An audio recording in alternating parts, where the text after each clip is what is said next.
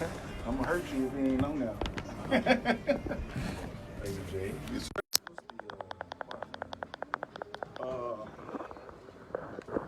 You want to put it on this thing right here? What you ask me?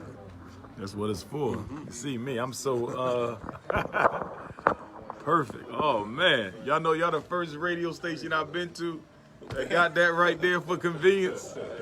Oh man. Whenever you're ready, Mr. Ifatunde. Oh,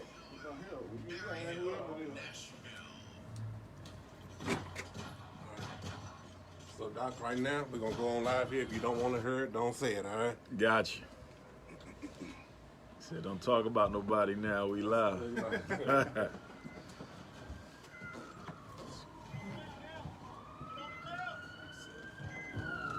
It's right there. yeah. I'm getting a hard time at first, but I figured it out.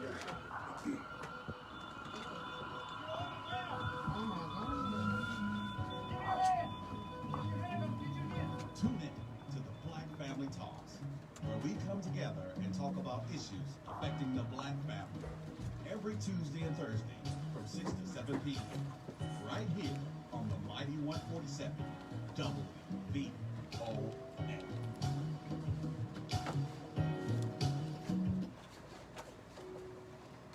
All right, we want to welcome everybody to the Black Family Talk. My name is M.Ed. And I'm Brother Eugene.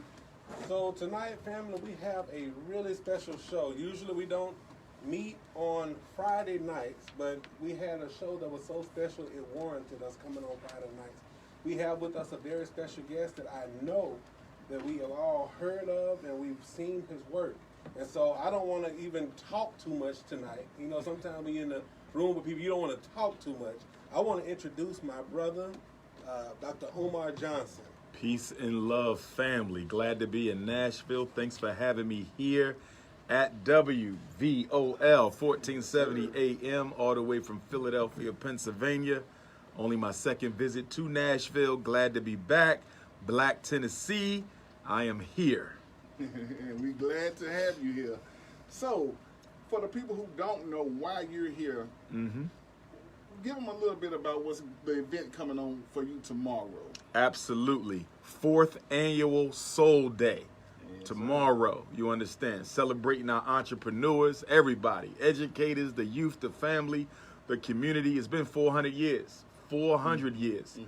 And this is my first outdoor festival that I have attended or will be attending in the new 5th century of Black America. So it's very significant for me. But everybody needs to come out. Everybody needs to come out, show love. We as Black folks have to learn how to get along with each other and have fun with each other, enjoy each other, and explore each other. And so Brother DeMario and his organization invited me down, thanks to them, because it's been a long time coming. So we're going to be out at East Park all day tomorrow. Come on out, East Park, bring the children, bring the elders, bring family, bring friends. We're going to be out there from 12 until 5. Dr. Umar Johnson will be speaking around 2 o'clock, and I'm going to deal with a lot of topics. I'm going to deal with education. I'm going to deal with mass incarceration. I'm going to deal with psychological self-hatred, but of course I have to deal with the psychoacademic holocaust, i.e. the school-to-prison pipeline, also known as the ADHD hustle and the special education conspiracy. You call it the ADHD hustle. It is a hustle. It is a $30 billion hustle. That's how much money they make in drugging Black boys with disorders that don't even exist in the name of Adderall, Concerta, Ritalin, Metadate, and Cycler. If you wouldn't give your child crack, why would you give him Concerta? Then that's a good question. Because, I mean, aren't they both in the same class? Yes, they are. The Drug Enforcement Agency of America classifies Ritalin as a Schedule B drug, so it's in the same category as heroin and opium, I believe it is. Wow. Well, you know, our people just like to follow what they're used to. Yes. So, you know, sometimes they really don't think about cause and effect. Very true. So, you know, Very true. That's really one of the main things I think that we need to really find out how we can get the understanding of cause and effect to our people. Because, like you said, the self-hatred is the cause of the effect that we deal with. It is. You know, so what is your take on, because everybody got their own storyline where self-hatred comes from or stems from. What do you believe part of it originated? Interesting question. And it relates to this whole ADHD conduct disorder, oppositional defiant disorder epidemic. And the way it relates is by way of a federal research program known as the Federal Anti-Violence Initiative, FAVI. If you can remember back in 1980, 1990, there was a real big conversation that was basically carried on through the front pages of most of America's black and white newspapers and magazines. And that conversation evolved around the issue as to whether or not black males were born with a gene that predisposed us to be violent. You remember that? Yeah. Are black men born violent? Right. Okay, so the research has shown that when you study groups of black men in native Africa, there's almost no intra-communal violence unless it became necessary, such as war. So they said if black men are predisposed genetically to be violent, then we should see evidence that African men are predisposed genetically to be violent. They saw no such thing. But the Federal Anti-Violence Initiative, in my opinion, was a clever attempt to excuse the United States government for economic castration, miseducation, and the deliberate introduction of self-hatred to displaced Africans, because those are the three ingredients of black-on-black fratricide. You miseducate them, so they're not able to participate fully in the American social order. Then you economically castrate them. You make them economically irrelevant to black women. And then on top of that, you add the fact that for 4 centuries, we've been taught to hate ourselves and see ourselves as less than. So any program or solution that's going to address black-on-black male homicide, fratricide, genocide has to deal with miseducation, economic castration, and self-hatred. Now, the white man can't do anything about self-hate, even though he caused it. We have to solve that ourselves. But he can do a lot about miseducation, because most of the education of black children is being carried out by white females. The white woman is the catalyst for the low academic achievement of black males. And when we look at economic castration, which is something that is always left out of the conversation when we deal with black male dysfunctionality, they never connect economics to violence. Whenever they have a conversation about violence, it's all about we need more jails. We need more role models. We need fathers to be in the lives of their sons. But what about the fact that most of the violence is a direct outgrowth of pain, anger, disappointment that grows from not being able to provide for your family? Same thing we saw 75 years ago in America with Jews, Irish, and Italian. They were drunk, they were gang banging, they were running numbers, they were running guns, they was killing each other in the streets. And the United States government upgraded them to white status in 1940, because before 1940s, Jews, Irish, and Italians were not white. And when they upgraded them, that meant they had to give them an economic stimulus package. And that economic stimulus package came to the Italians by way of America's inner city police department. It came to the Irish by way of America's inner city police departments. It came to the Italians by way of America's inner city fire departments. And it came to the European Jews by way of America's inner city civil service jobs. They helped them in their violence by giving them an economic stimulus package. Where is ours? So we've been hearing a lot about reparations. Where do you stand on reparations? As far as the country giving reparations, where do you stand on that? I support reparations. We are entitled to it. We will get it. But I do take issue with the fact that we have a lot of not well thought out hashtag grassroots reparations movements that I think can actually hurt what we're trying to do with the reparations crusade, because they're pushing doctrines and ideologies that don't have anything to do with reparations that I think can be harmful in the long term. With that being said, there's 5 things we need to consider when we deal with reparations. 5 concerns I have. Concern number 1, there can be no reparations unless there is restoration. And what I mean by that is America has to give back to Africans all of the land that was stolen from us from 1865 to 1965. Tens of thousands of acres were robbed gunpoint from black folk. They would show up and tell us to get going. So it's interesting when you look at all this gentrification taking place across the country, white folks moving us out of our neighborhood. Well, how much of that land we being moved off is actually ours? So there needs to be research done to show how much black land was stolen, who was it stolen from, and it needs to be restored. So there can't be no reparations without restoration, because the basis of all nation is land, and we need our land back. And I don't hear anybody talking about the restoration of black lands that was stolen for 100 years at the end of slavery. Number two, I don't hear enough conversation around the mental costs of the Ma'afa. We understand that they owe us for 243 years of forced labor. But I would argue, psychologically speaking, that the greatest debt of the Ma'afa is not the unpaid plantation labor. The greatest debt from the Ma'afa is the damage it did spiritually and psychologically to African people. Why are black women in love with blonde hair? Why are black men in love with white girls? Why do black people still worship a European deity? All of that are the psychological residuals of slavery. And I believe that the European owes us more for the psychological as is. If you got reparations today, the Chinese would be richer tomorrow. If you got reparations today, the Arabs will be richer tomorrow. So before we are looking for a payout, we need to build some infrastructure within the community, political and economic, to trap that reparations money within the community. Because the black dollar rotates once, if it rotates at all, before it leaves. So if we all got a paycheck today, whites, Arab, Asians, and Latinos will be richer tomorrow. I just think we needed to be more visionary with this reparations conversation. We're entitled to it. We should fight for it. We should get it. But we also need to be very careful about how we get it and what we do with it when we get it. So, for example, I'm not a big proponent of cash reparations.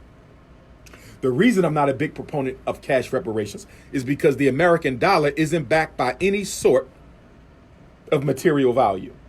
It's not on the gold standard. It's not on the silver standard. It's not even on the damn monopoly standard. So getting the white man's dollars as restitution for your enslavement, to me, is a loss. It is not a victory. So for those who are pushing the reparations movement, I would like to see a reparations demand list, which includes cash. In other words, give me control of certain lands, certain resources, certain waterways, exempt my descendants from taxes, guarantee them all free college, give us control over certain industries. But if all they're going to write us as a check, that's a defeat. That's not a victory. We cannot fall for the dollar hustle. The white man can print all the money in the world, and he can give black people $1 trillion, and then through inflation, he'll take all the $1 trillion back with all his hikes and costs. So that's not going to be a victory. I want resources. I don't want cash. Yeah, because reparation, what is it? Means to restore. To restore. So money is not going to fix us. Money is not going to fix us. Because we got a lot of rich fools already. already. But the question is, the reparations organizations, and I don't know, we have to check. I have tremendous respect for the main one, which is in COBRA, National Coalition of Blacks for Reparations in America. Just had their conference in June in Detroit. But we need to ask them, the people who you have thinking this reparations argument up, are these attorneys exclusively? Or are we tapping into all of the deep intellectual wisdom we have in the black community? Or are we relying on a few talented 10th bourgeoisie, white, European, college-educated Negroes to fight this struggle? Because if I see a reparations list that ain't got nothing but a dollar amount, no matter how great, we're going to lose.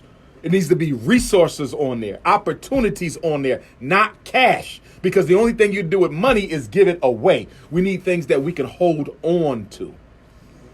Absolutely agree with that 100%. So when it comes to that, it comes to a changing of the mind. Changing of the mind, which means before you can have external reparations, you got to have the internal reparations. And when I bring this up, a lot of brothers and sisters get upset. There he go again with his psychological talk. But it is true.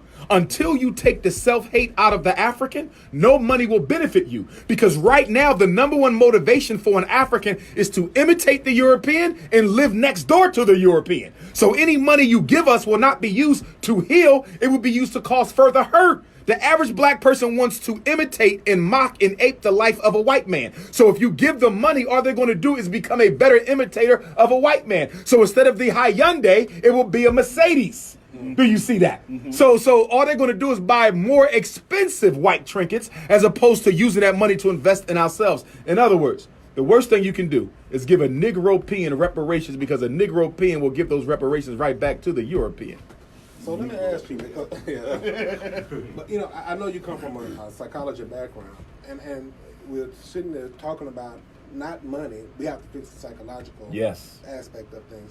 My question is, how do we get our brothers and sisters on the couch? And when I say the couch, the proverbial couch, because a lot of times, you know, we watch television, we hear, you know, listen to music, and everything is kind of bringing us through this loop. How do we get our brothers and sisters on the couch to at least begin to help to fix the mindset.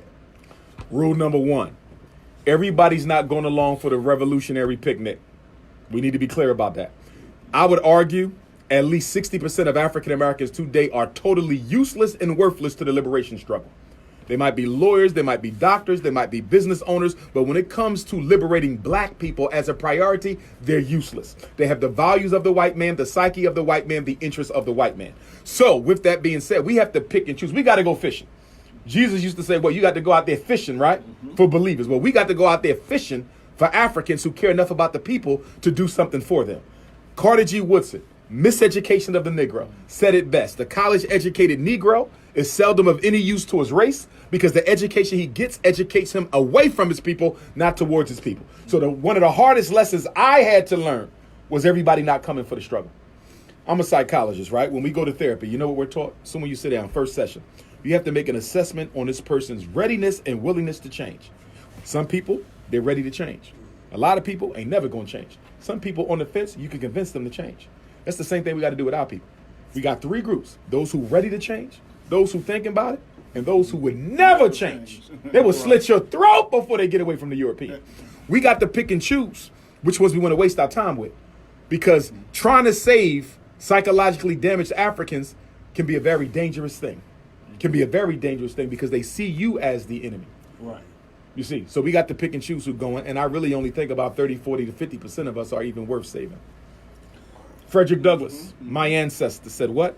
It is better to raise strong children than to repair broken men. And he wasn't a psychologist, but he knew that.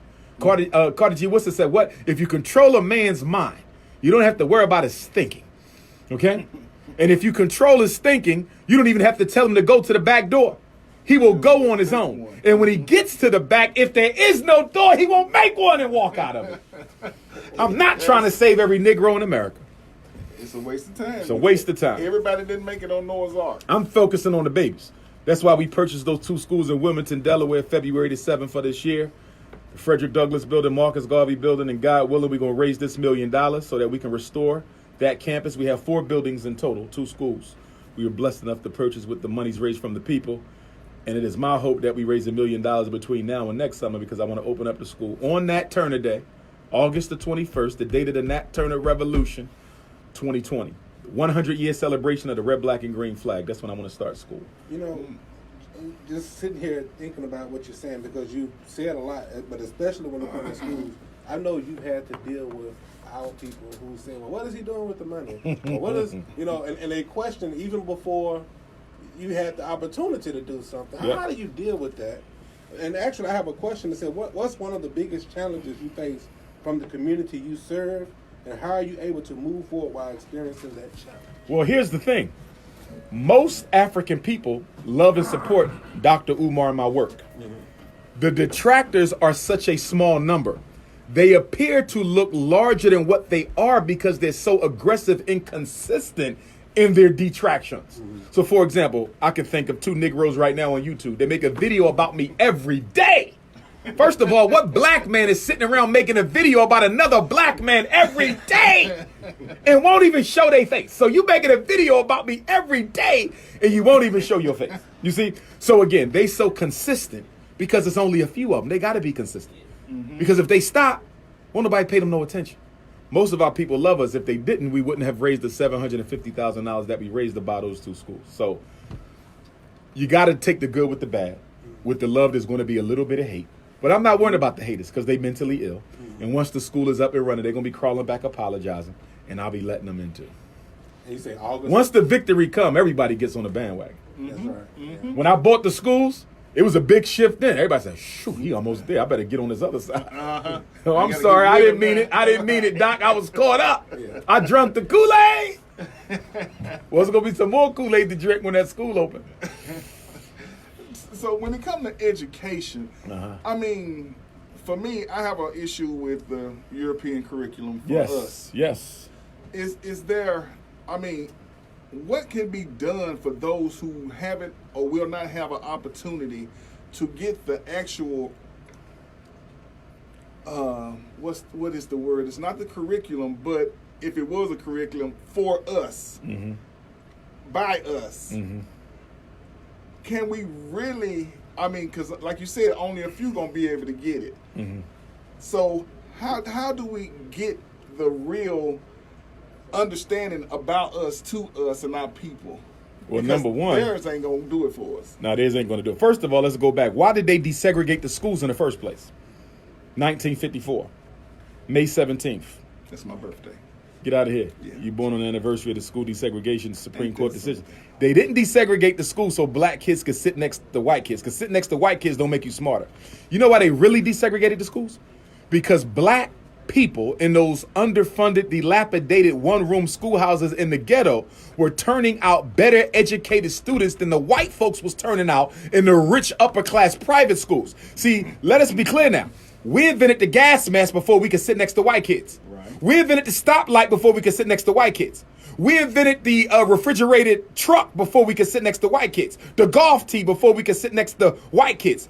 We invented the machine to tie the sole of a shoe to the top of a shoe before we could sit next to white kids. Most of America's most significant inventions came out of the minds of black children who had never sat next to white kids. The reason they wanted to desegregate was to control the quality of the education, because America considered the intellectual brilliance of the black child to be a national security issue. So they integrated the schools to dumb you down. And that's why 20 years after school desegregation, they popped up with the learning disability, special education.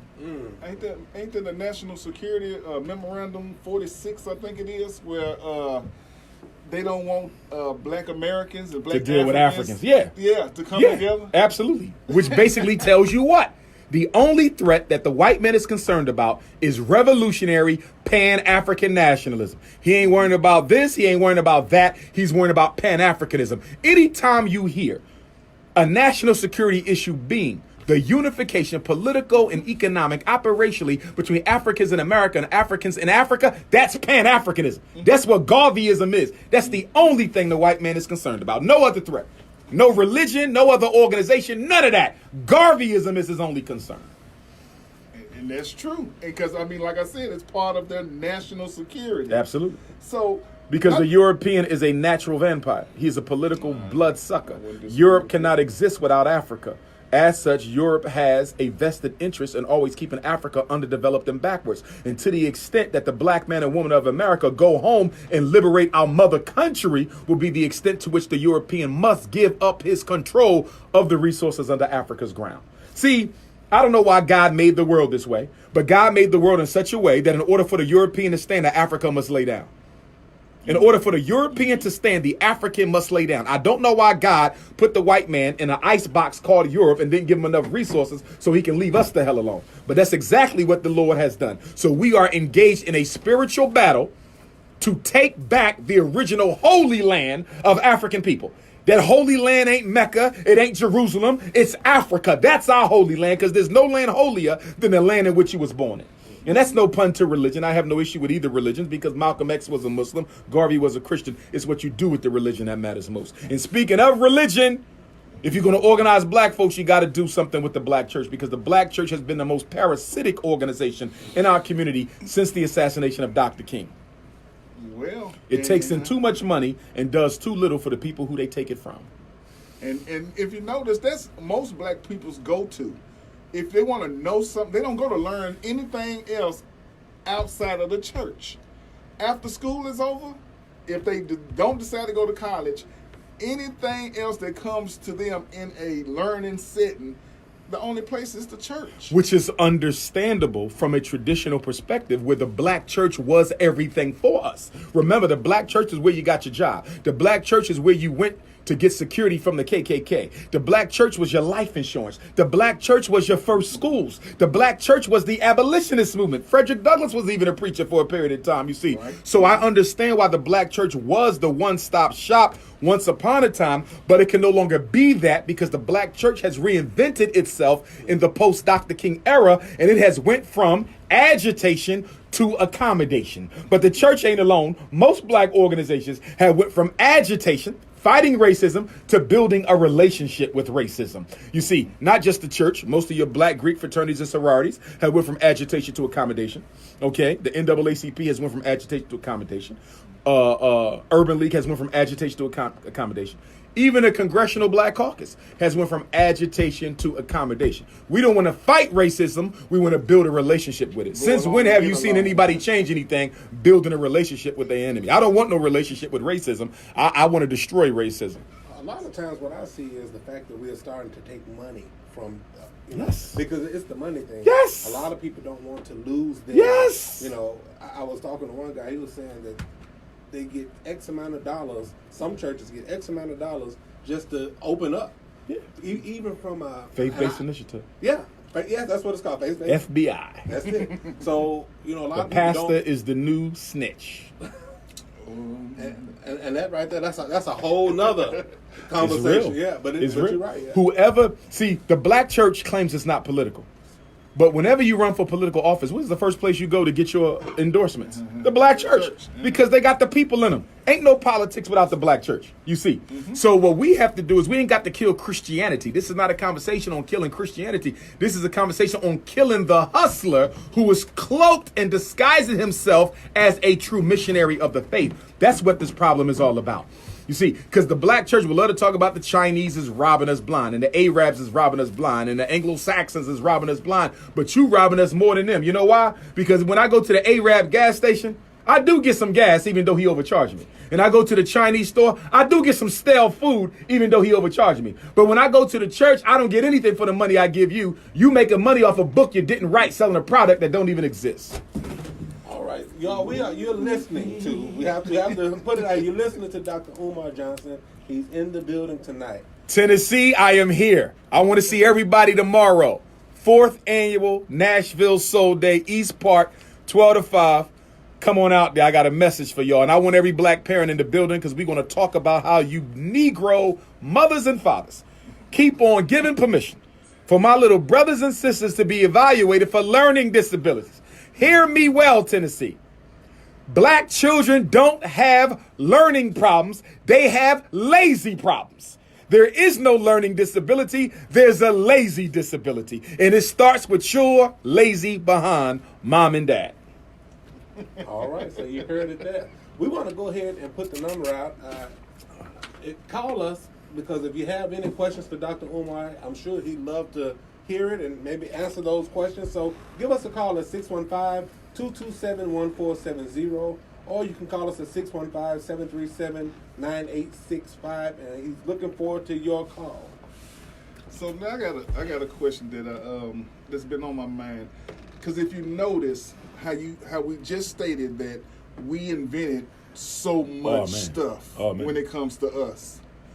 But all inventions that we create, or great people we produce, we send them to them. To be exploited financially. And they even go and check and separate and make sure that whatever. From the hot comb to hip hop and everything in between.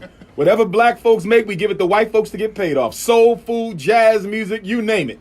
We do not believe in ownership. And one of the reasons we don't believe in ownership, well, obviously coming from a legacy of slavery, you couldn't own anything, not even yourself, right? But another reason why we have trouble with ownership is because religiously we've been taught that seeking power and financial control and political leverage are evil things. You don't do that. Just stay faithful and pray to God. And you see, so everybody else around us is searching for economic power and political power. When the Chinese come to America, they don't come to America to participate in no American dream.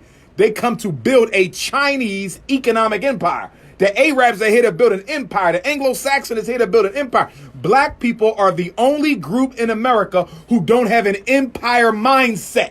Everyone is here to build for self. Nobody practices integration except the American Negro. I think we have a caller on Yes, sir. the line. Caller, go ahead. Hey, how y'all doing? Black Advancement Community Outreach Group. First and foremost, I want to thank the Family Talk for having Dr. Umar up there, as well as National Soul Day for bringing them in. I just kind of wanted to kind of chime in a little bit of what he was saying about not getting money for reparations. I want to know his concept of how we can push education into our neighborhoods. One thing that I noticed being in Nashville and working with a lot of different groups, the education portion of it is not pushed. It's not pushed as much. I one time had a concept of getting all of the black organizations together to create some form of a standard.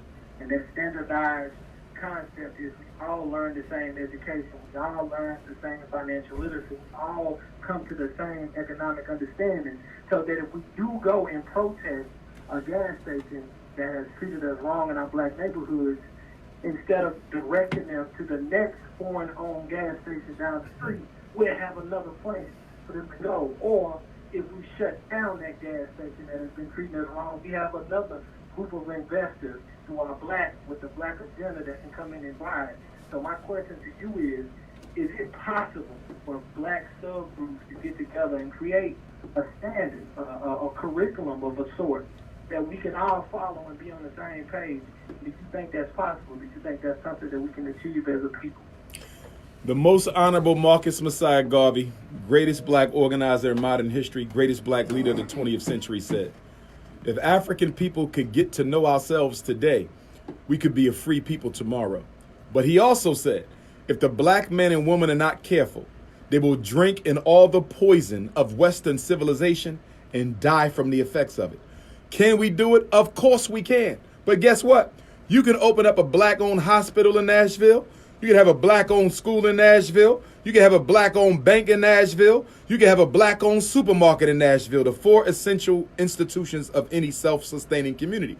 But if black people have not been taught to value black institutions, they'll be closed down overnight.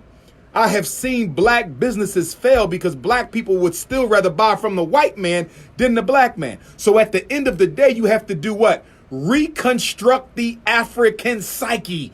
You have to turn the Negro back into an African. See, slavery, okay, took an African and turned him into a Negro. But we never been turned back into Africans. We just became African Americans, which is a higher order Negro, you see. So we have to liberate the psyche in order for us to behave the way we should. Have you noticed we're the only people who don't naturally do what's best for them?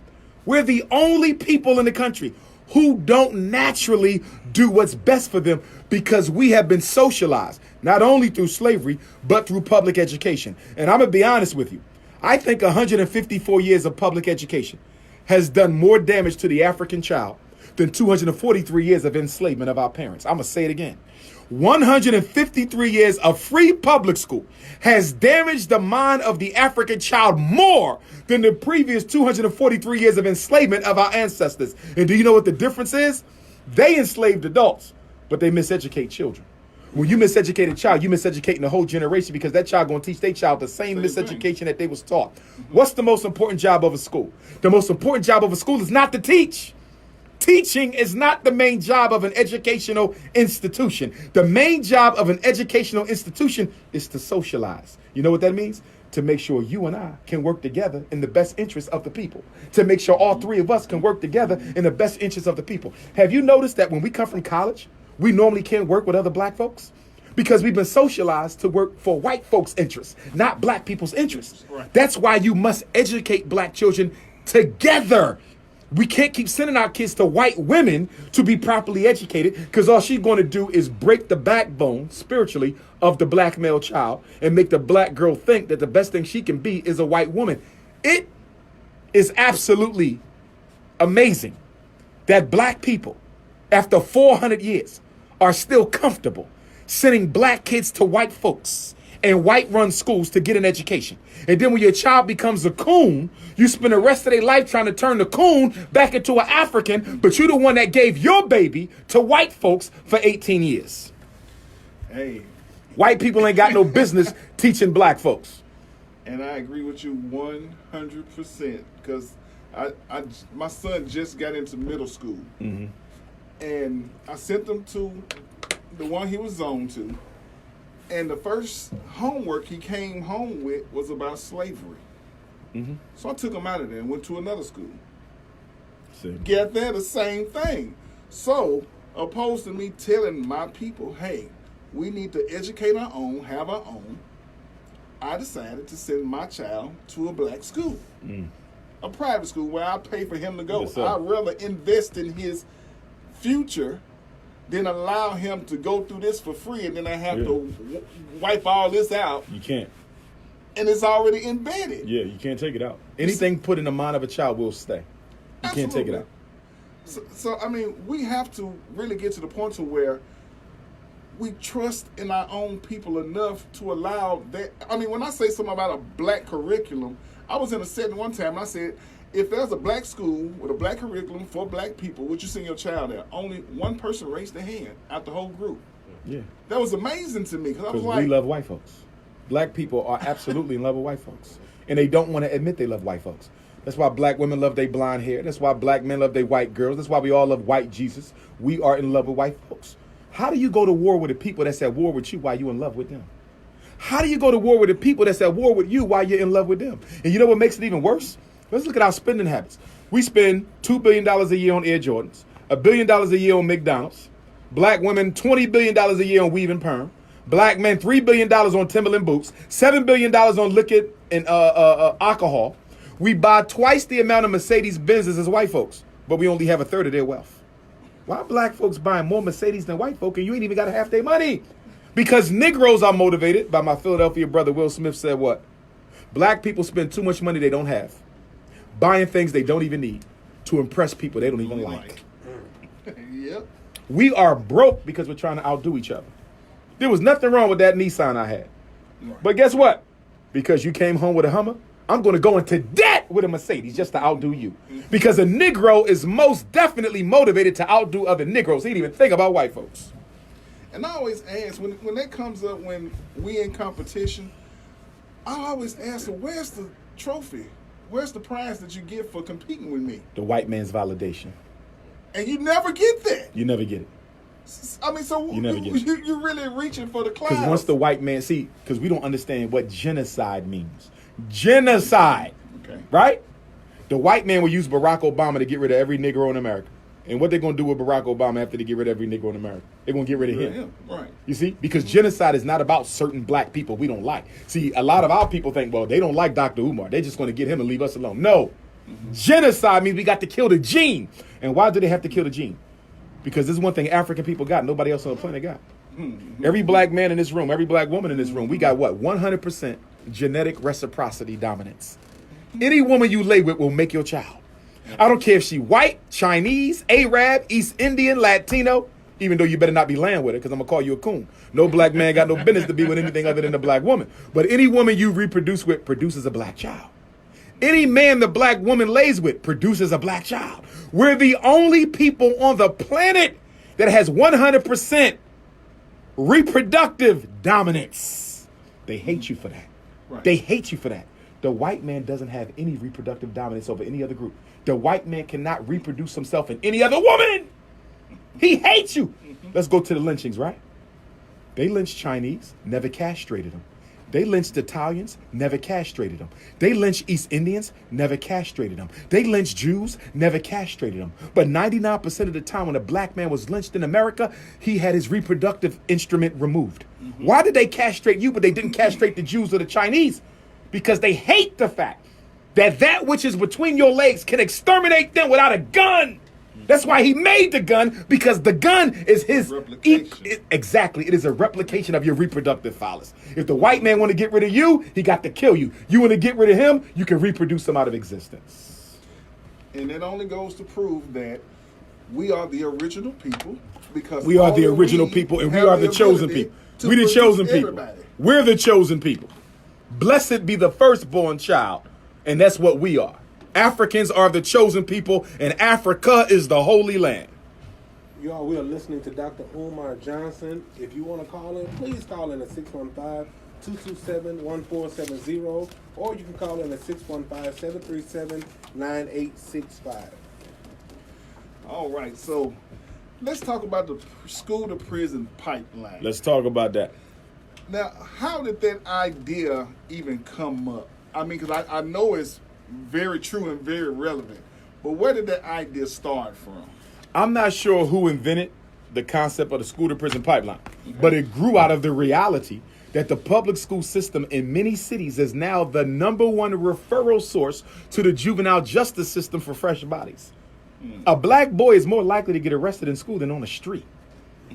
And I was told that by a judge. I was arrested. I was told by a judge. She said, Umar, I get more kids from school than I could ever get from the street police.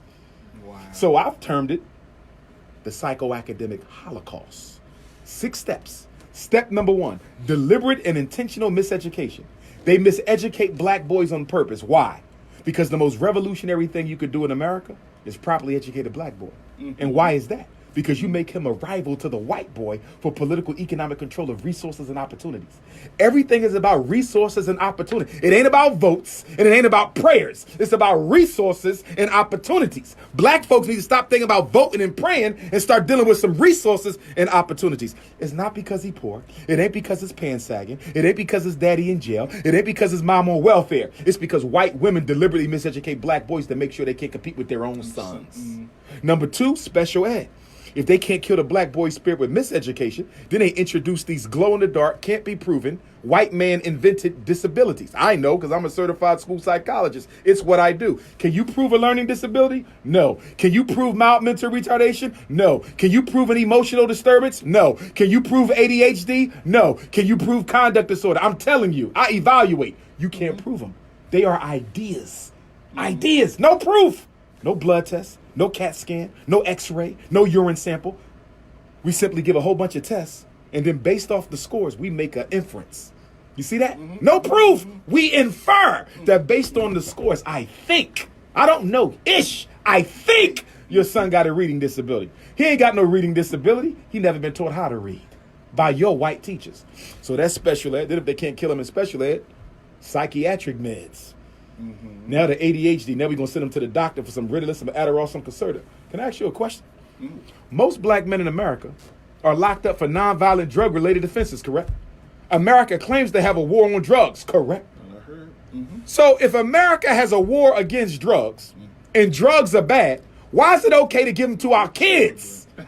His father's in jail for selling crack, but you're going to give him crack known as Adderall, Concerta, and Ritalin, so he can sit still long enough to learn about Christopher Columbus and Helen Keller and Anne Frank while he get miseducated by ugly white girls all day.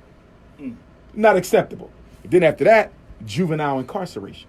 So if they didn't get you with miseducation, special education, psychiatric medication, now they're going to put you in juvenile incarceration, juvie hall, where you get mistreated. Prepped for mass incarceration, real jail. Then you come out of juvie hall, they got a law that says you can't go back to the regular school after you've been arrested. Whoa! Oh yeah, a lot of states got that now. You cannot go back to the regular school. They make it impossible for you to get a diploma. Yes! So then you got to go to these little twilight programs where the teachers don't even show up half the time. I know because I used to work with one, right? So now that takes us to stage 5. Psychological frustration and alienation and desperation.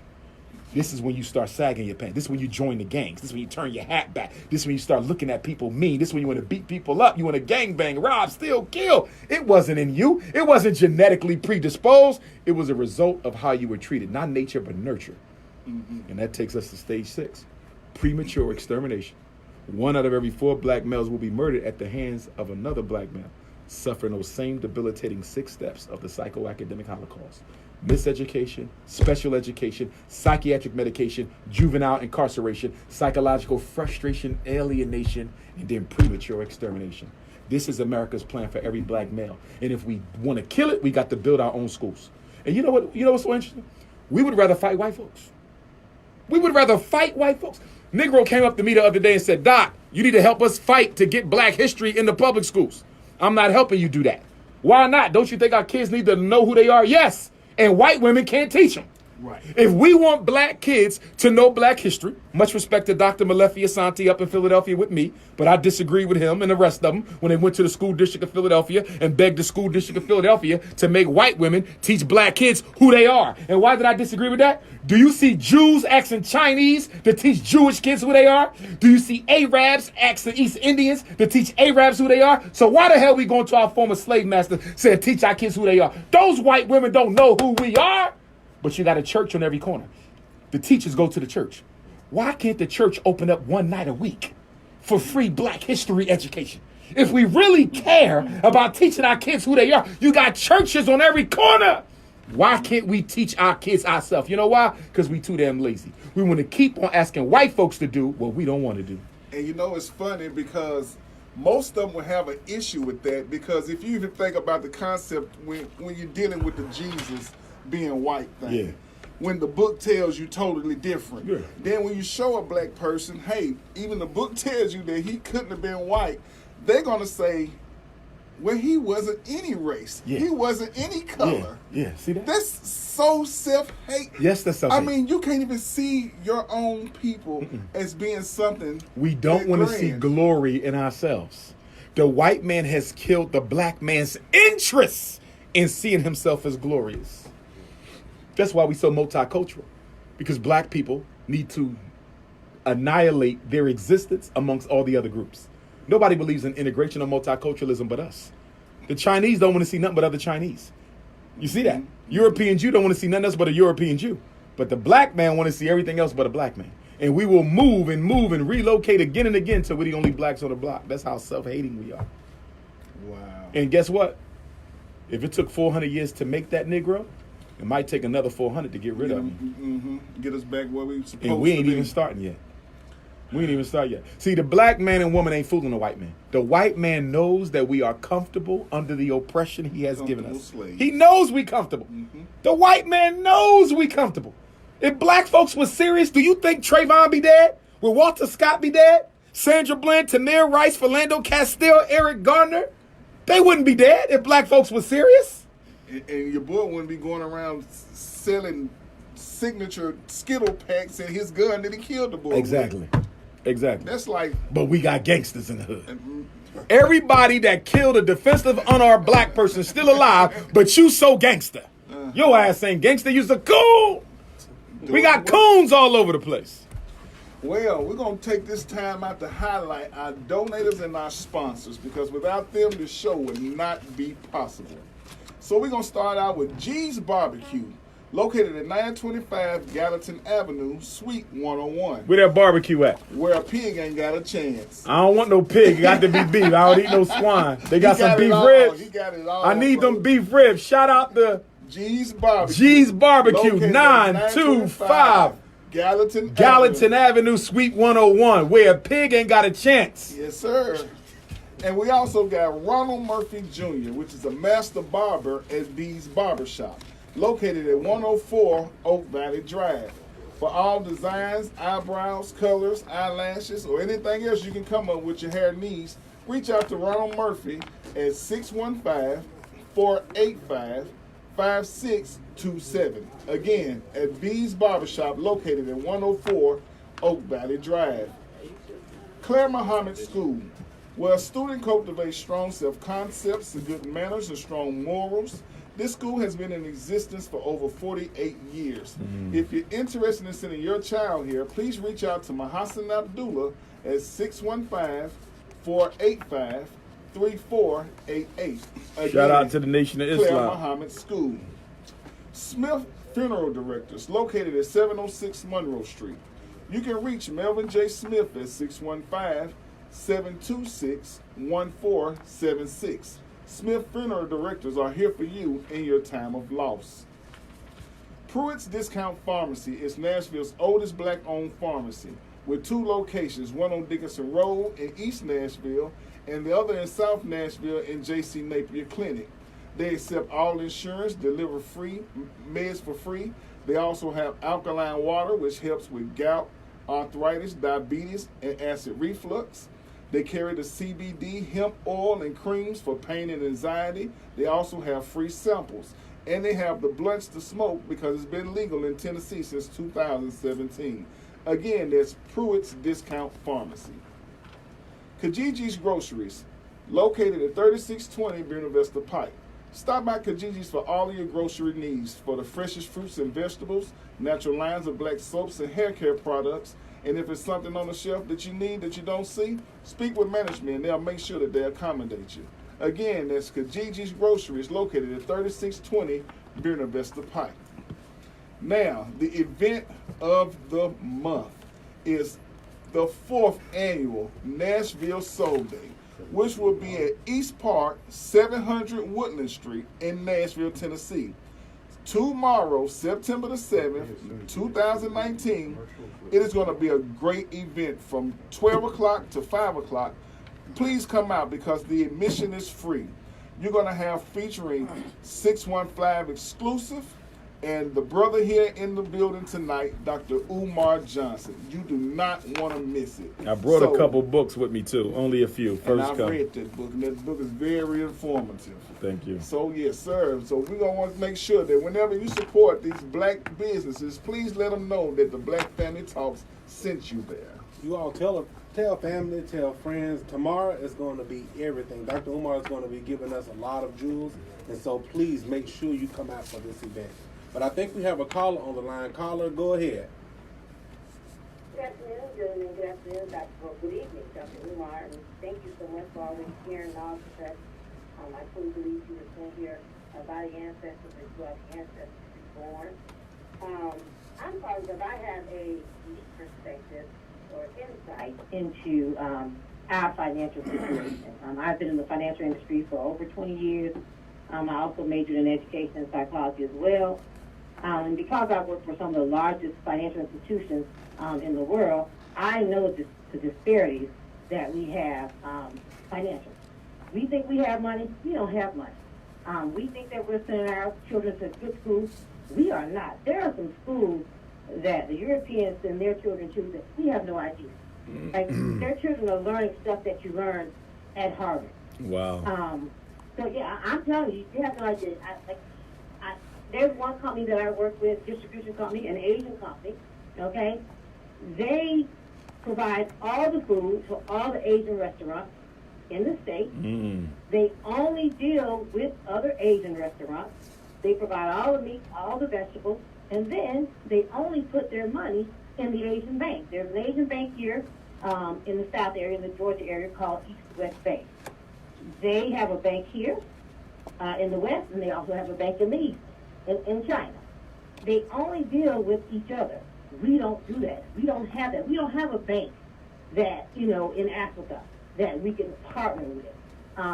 We don't have a distribution center where we can get all of our food from, all of our supplies from, all of our resources. And one other thing about Asian companies is when they become a large business, like this company is like a $25, $30 million business, what they do is they have to also lend to other businesses that want to get started. So if other Asian restaurants want to start up, they have to lend the money to them, and then if they don't do well, either they advance and they get ready to purchase another business, they bring in another Asian family to take over the business. So the business never fails, and they keep regenerating the income within their community. Now, some of us have a little bit of money, but we have no money. We don't have the trust funds that they have. I have clients who are 21 years old who have trust funds, millions, $200, $300 million trust funds, but they just do nothing with. They absolutely do nothing. They make up games, and they create businesses from games that they play, because they have nothing to do with their money. So, I'm calling because I'm offering a solution. Because I have a unique insight.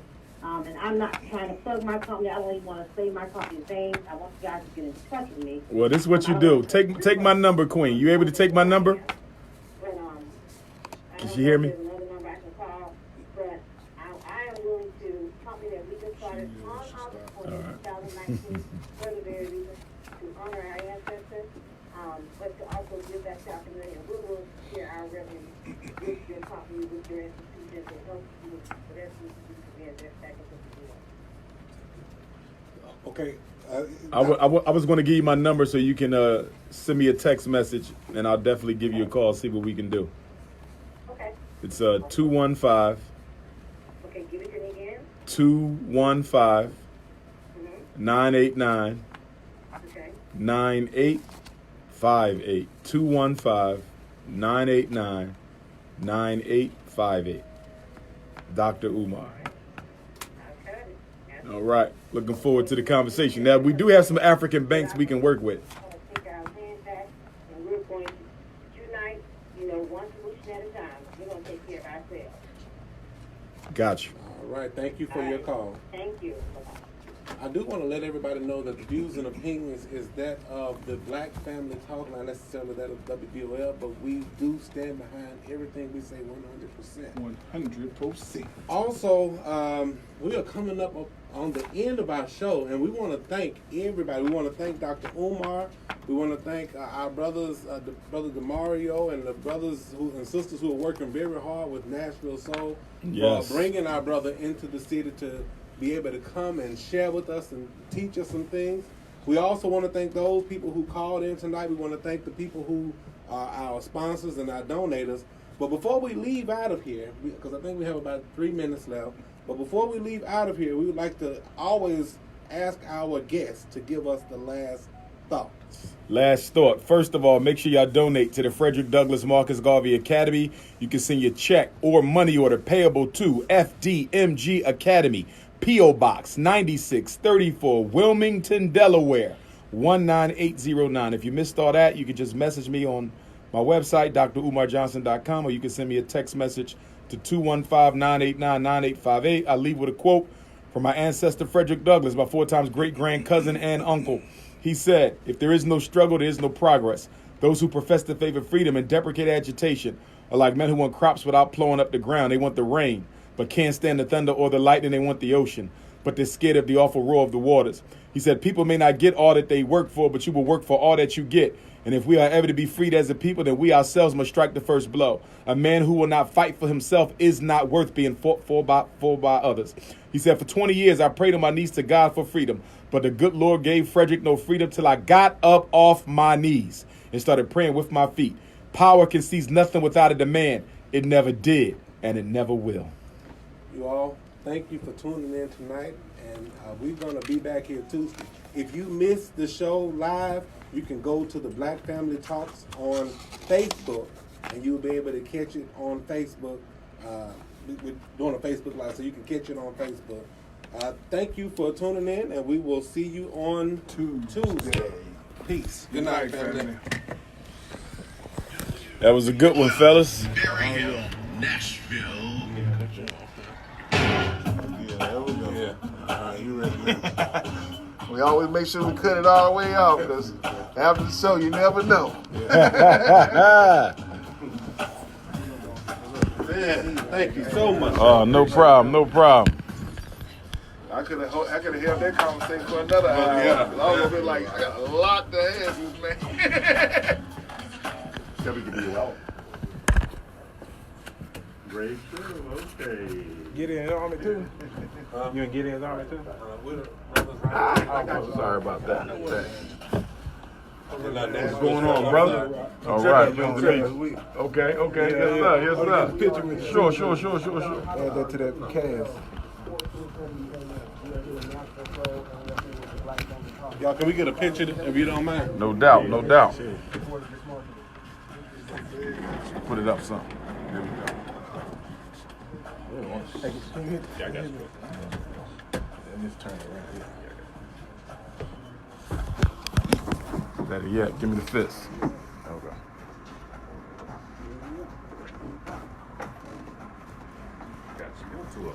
All right. I'm glad they got like that.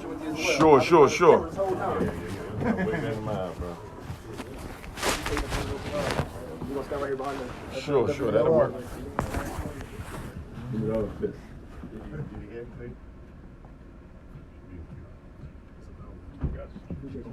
No doubt. All right, man. We got to get ours too. Come on, Let's do it. And then we want to get a group one with everybody who. That'll work. If you can, take the picture and send it to me, because I don't have. I got you. Hold on, let me suck in. Y'all ready? Bring it closer, Ace. 1, 2, 3. Perfect. Okay. Let me get out of the way, bro.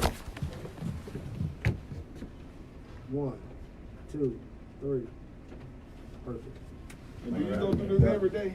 Yeah. All right, everybody. We're gonna do the group one, if you don't mind. All right.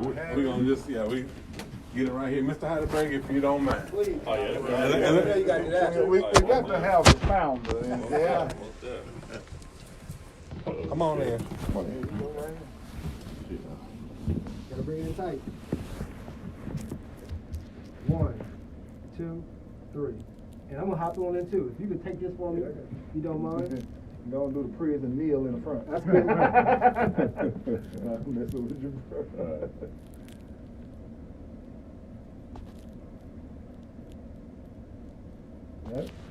All right. Woo. Enjoyed it. Thanks for having me. Pleasure meeting you. Always. I heard when they called and asked about like the banks and all that. You know, a lot of civil banks started here. Oh, get out of here. I didn't know that. I was out put up on game when he didn't know the civil banks started here. Get out of here. The green and white citizens, right? Get out of here. Just like you ever heard of Board Publishers? Yeah. That's it. LaDonna Board, she's all there. Get out of here, citizens. Wow. Yeah. Well, you know, they from Oklahoma. Okay.